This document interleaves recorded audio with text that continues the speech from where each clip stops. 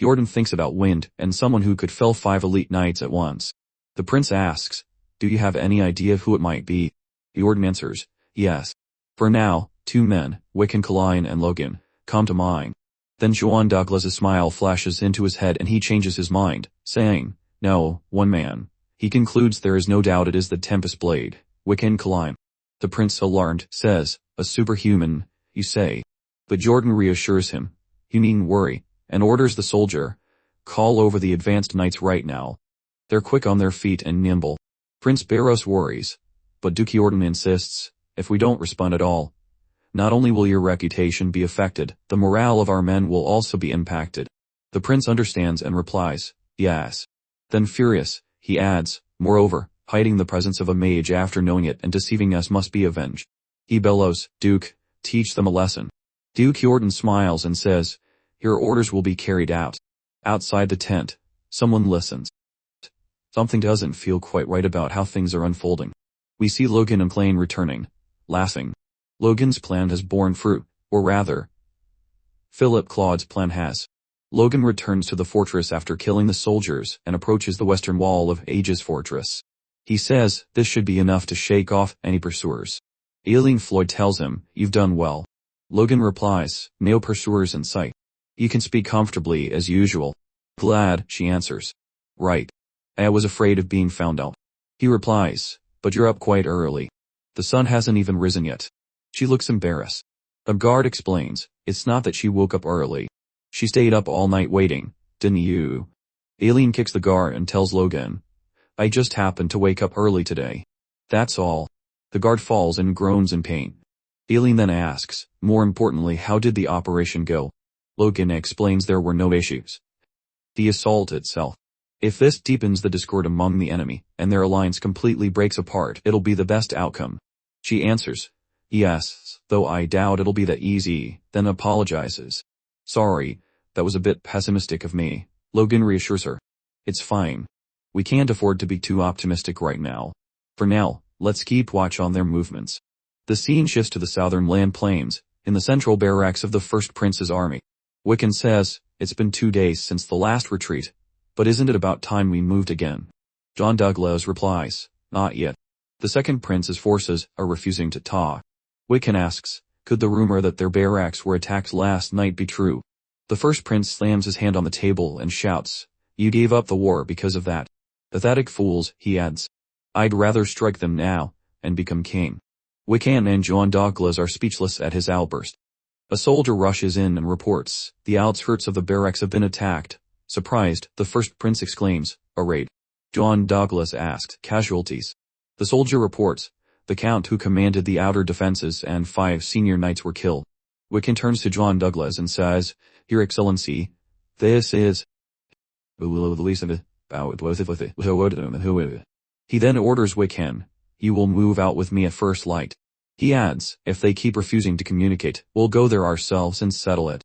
The next day, Jordan Voltermine, accompanied by Luther Kale, says, to think you'd come in person, Duke Douglas.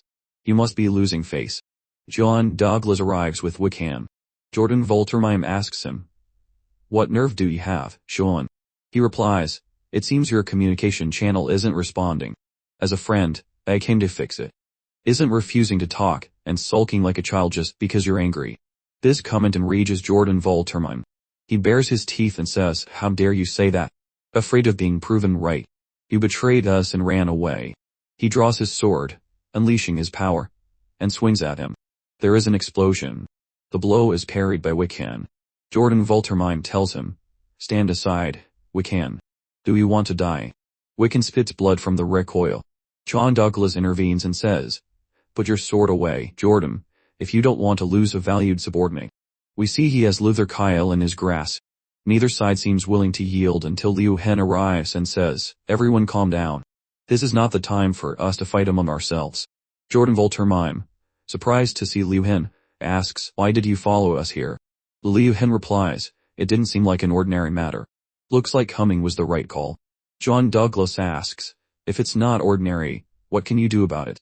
Are you going to join them and strike us? Liu Hen answers, of course not. I only want you two to look at this situation calmly. Jordan Voltermine releases his grip. Wiccan collapses and Jordan asks calmly, "What are you trying to say, Liu Hen?" He replies, "Remember why we formed this temporary alliance." Logan and Klein, "Isn't it all because of him?" John Douglas lets go, and Luther Kyle starts to catch his breath.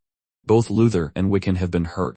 Liu Hen explains, he turned a small rural manor into a force rivaling a Gunt's house.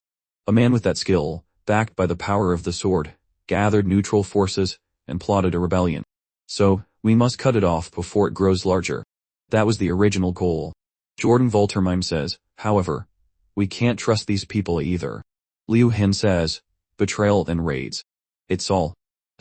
This is part of a scheme to cause discord within the alliance. That's the McLean family scheme, he continues. Surely he's toyed with people more than once. Wiccan Kalia remembers his words. Jordan Voltermeim also recalls his words. We have no intention of going to war. If you threaten us like that, we have no choice but to support the first prince. Philip continues. He is despicable and cannot be underestimated. Please think this through calmly. The enemy we must defeat first is the McLean family. The next day at the McLean fortress, a soldier blows a horn and reports a large army is seen to the east. Logan and his father watch the situation from the fortress walls. Then, Logan is shocked to see that Volterm and Chu and Douglas are coming together and asks, are they trying to show that the alliance is unshakable? His father asks, then, is the operation a failure? Logan answers, no. Wiccan, Kalia, and Luther Kyle are in bad shape. They have serious injuries. Their internal injuries look especially severe, it was reported.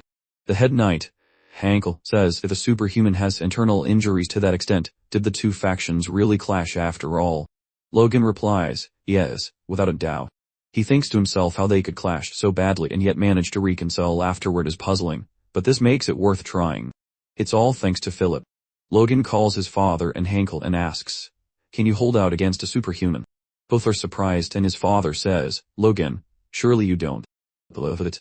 Logan explains, on this fortress, if you buy me time with all your strength, in that interval, I will cut down the two princes' throats.